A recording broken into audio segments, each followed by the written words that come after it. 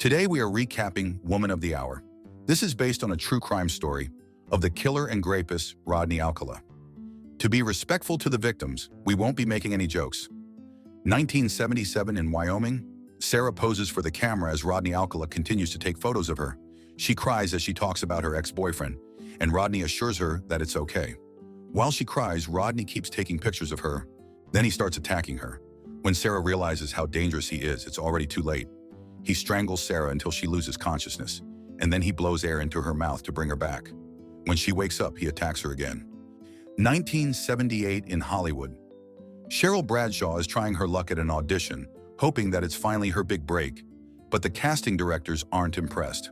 Her neighbor Terry, who is also an aspiring actor, can't believe that she's not getting booked for any gig. He convinces her that she's an amazing actress. When Cheryl receives a call from her agent, Helen, she confesses that she can barely afford rent because no work is coming in. So Helen books her a spot on a TV show at ABC Studios. It's The Dating Game, a popular show, but not exactly what Cheryl had in mind. She thinks the show is beneath her, and even Terry thinks the same. However, she knows that the show will give her the exposure she needs to get her name out there. Terry wants more from Cheryl, and he's not bothered that she's going on a dating show because he knows she's going to hate it.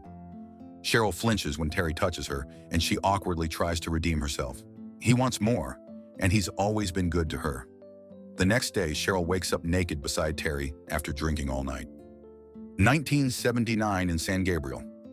An officer wakes up a teenager sleeping on a bench and tells her to leave. The girl's name is Amy, and she ran away from home. Amy enters a laundry shop and eats the free chocolate available for Valentine's Day. She needs money, so she steals from one of the laundry machines, only to drop them on the floor, alerting the owner. Lucky for her, she manages to escape before the man catches her. While killing time, Amy notices that a man is taking photos of her.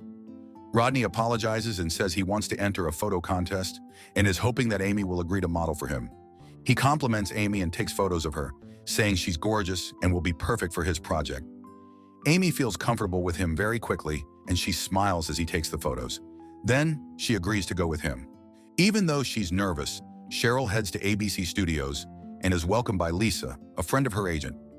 Lisa says that Cheryl got a good set of bachelors, and they are already waiting backstage. However, her makeup artist, Marilyn, has a very different view of the bachelors attending the show and says they are all idiots. The host of The Dating Game, Ed Burke, walks into the dressing room to check on Cheryl.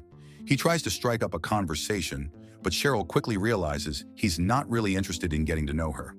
He advises her not to act smart on stage because the boys are easily intimidated, and he just wants her to laugh and smile over and over again. He quickly brushes her hair, and Cheryl felt uncomfortable about this. Eventually, the audience's excitement grows bigger as Ed Burke welcomes them to the show. Meanwhile, Lisa briefs Cheryl one last time while Ed is doing his introduction. Cheryl tries to calm her nerves, thinking this could be the beginning of her career. 1971 in New York City. A young woman named Charlie just moved into her new apartment. The moving truck arrives while she's in the shower, and the men say they've been ringing the bell for 10 minutes. To Charlie's shock, they leave the furniture outside the building, saying they have a schedule to follow. She spots Rodney taking photos across the street, so she asks for his help. The two carry the things inside the apartment and spend some time talking while drinking. Rodney mentions how he's trying to find connections with the people he meets, and Charlie thanks him and says she has to start unpacking. Rodney realizes Charlie's about to say goodbye. He knows that Charlie is a stewardess, so he takes his camera and asks to take photos of her. He then starts beating up Charlie, slamming her head on the floor. The last thing that Charlie sees is Rodney wrapping a scarf around her head and then taking photos of her. Ed Burke introduces Cheryl to the audience, and then he explains to her how to play the dating game. With a partition separating them, the three bachelors start to introduce themselves, all with different personalities. When Rodney's face appears on the screen, a member of the audience recognizes him. Laura tries to remain calm, but her boyfriend senses that something is wrong. Cheryl is not impressed with the questions, but she has to read them and let the bachelors answer. The first bachelor is slow to understand, and the second one's answers mostly have perverted meanings. Rodney answers smart and confident, making him a crowd favorite right away. Memories flash back, and Laura walks out in the middle of the show. She trips on a cord before Cheryl can read the next question, and the show has to go on a break because of the interruption. Before Laura runs out of the studio, Cheryl catches her staring with a frightened expression. Ed Burke assures Cheryl that she's doing great, but Cheryl is not having fun. Meanwhile, Laura cries in her car, thinking about the last time she saw her best friend. 1977, Los Angeles Times. A young man named Mario works closely with Rodney. He's new to the job, and he hears Rodney bragging about a 13-year-old girl's photos that her parents commissioned. Later, Rodney asks to meet Mario at the beach so he can take his photos too. The police arrive at the office and Rodney lies and says it's just a follow-up since his house was robbed the week before. However, he is aware that someone reported him. The police let him go after asking him some questions. Rodney is furious that his co-workers are now talking about him. Mario also tells him that he can't go to the beach with him because the office is understaffed. Rodney knows that Mario has been suspicious of something since that morning, but he doesn't try to change his mind or ask for an explanation. The day after that, Laura finds her friend dead inside a house by the beach. Marilyn knows that Cheryl is not having fun. She advises her to do what she wants since she's not going back next week for another show. Cheryl gets the push she's looking for, so she changes the questions Ed provided her. Backstage, the second bachelor talks about the cup sizes he likes and what he's going to do with Cheryl. Rodney tells him it doesn't matter because he always gets the girls anyway. Laura admits to her boyfriend, Ken, that bachelor number 3 was the last guy she saw with her friend Allison before she died. Laura blames herself for leaving Allison even though she sensed that something was wrong with the guy she left her with. Laura says she gave the descriptions to the police, but Ken doesn't really believe Laura.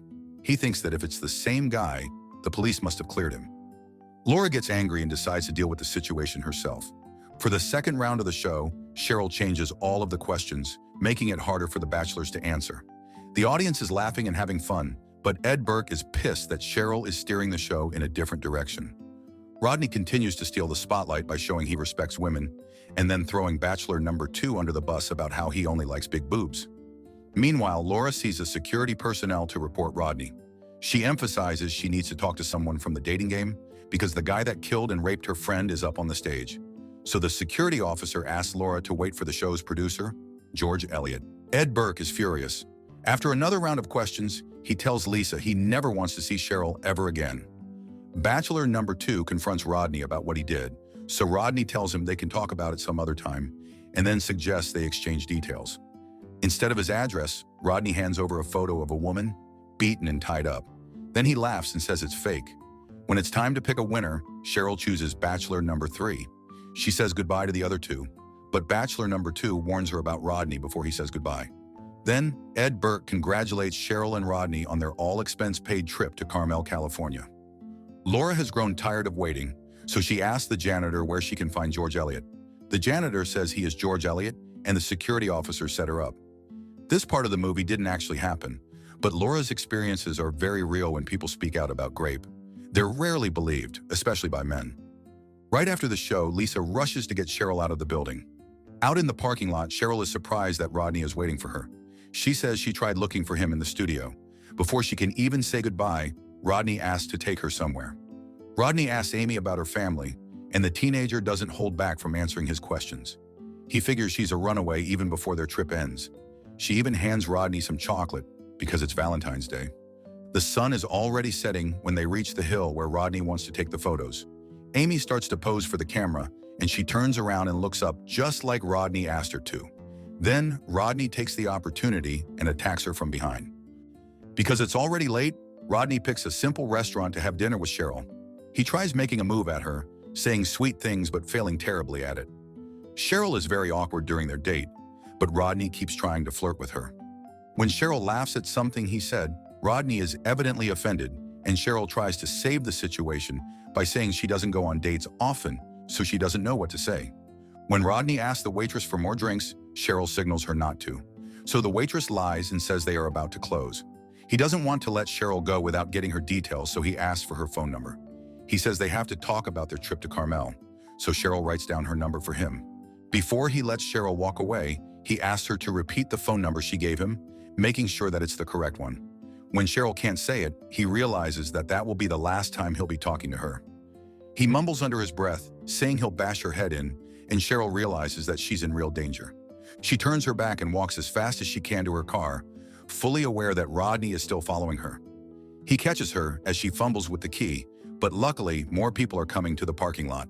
He walks away before anyone can notice what is happening, and Cheryl is finally out of danger. Laura makes up with her boyfriend, and she returns to the police station once more. She complains about the police not doing anything about her reports. Meanwhile, Cheryl packs her things and says goodbye to her agent before leaving the place for good. When Amy wakes up, she's half naked on the ground and in pain. Rodney is lying beside her, face down and crying. She calmly consoles Rodney, describing the night before as a crazy night. Then she asks Rodney not to tell anyone what happened because she's afraid that people will judge her. She uses her wit to soothe Rodney into trusting her. Sensing that Amy is not afraid of him, Rodney unties her and helps her up. He apologizes for treating her so roughly, and the girl smiles at him and assures him that everything is okay. They encounter another vehicle on the road on their way back, and Amy remains quiet in the passenger seat. Rodney stops at a gas station, leaving Amy waiting in the car for him. As soon as Rodney gets inside, Amy runs as fast as she can to the nearby establishment. Rodney washes his hands and tries to remove the blood stuck under his nails after beating up Amy. To his disappointment, she's no longer at the car when he returns. He panics when a police car arrives, but there's no other place for him to go. He begs the officers to let him go as they continue to cuff him. Meanwhile, Amy is finally safe, watching as the authorities finally arrest Rodney. Rodney was released on bail while awaiting trial. Then he murdered a 21-year-old woman and a 12-year-old girl. Giving this man opportunity to post bail is crazy. He was rearrested in 1979, and the police uncovered his crimes. He had been reported to authorities for over a decade, but faced no consequences. Eventually, he was convicted of the murders of 7 women and girls. But some authorities estimate that the numbers could be as high as 130. After 31 years in prison, Rodney Alcala had a chance for acquittal. The runaway teenager, now a woman, showed up and put the final nail in his coffin. Cheryl Bradshaw left California to live a private life. This was honestly a horrific movie, especially if you're a woman. Absolutely terrifying to have to live through something like this. Rodney should have been caught sooner, and it's terrible.